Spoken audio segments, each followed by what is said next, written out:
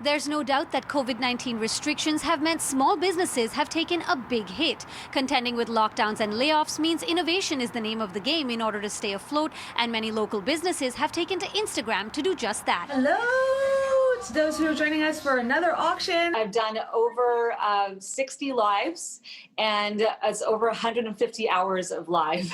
Daphne Nisani is the owner of Boa Boutique that's been in business for 20 years. She's found a unique way to use Instagram's live video feature to move inventory by conducting interactive sales and auctions.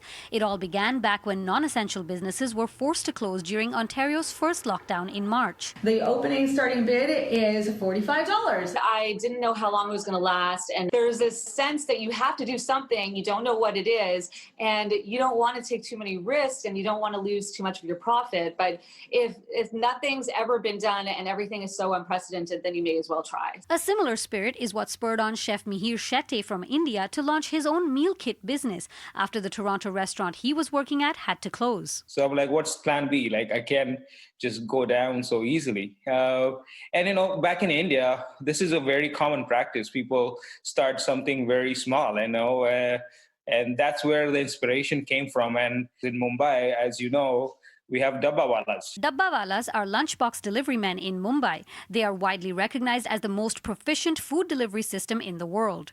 Mihir says seeing his mom and aunt start small home businesses in India and use Dabbawalas for delivery gave birth to the idea of his new business, Curryish, gourmet meal kits of what he calls Indian Toronto food delivered to your door. He posts weekly set menus on Instagram and people order via direct message. I never thought in my head that I would ever start a business through Instagram. I started delivering myself in the beginning, and now it has grown a little bit bigger, and now I do have few drivers who help me out. Another business that bloomed out of necessity due to pandemic restrictions is photographer Casey Cunningham's Bohemian Blooms, a plant and vintage store run out of her home also via Instagram. While the store was launched in the fall of 2019, she says it has grown exponentially this year. The photography business has been really negatively impacted by COVID.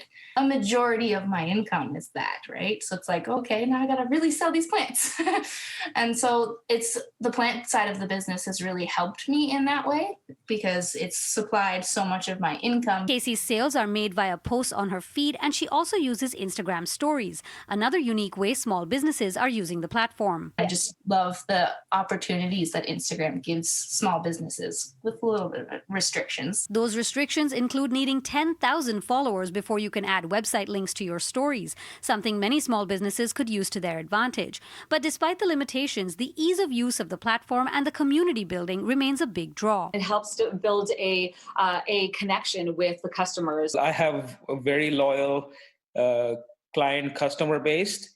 Their word of mouth has been the strongest weapon for me. It keeps me going and it keeps me wanting to keep selling, and just it's the connection that I get with people that I love the most. And that connection is something we're all sorely missing these days. So all three businesses tell me that they will continue their Instagram sales to serve and stay in contact with the communities they've built even after the pandemic.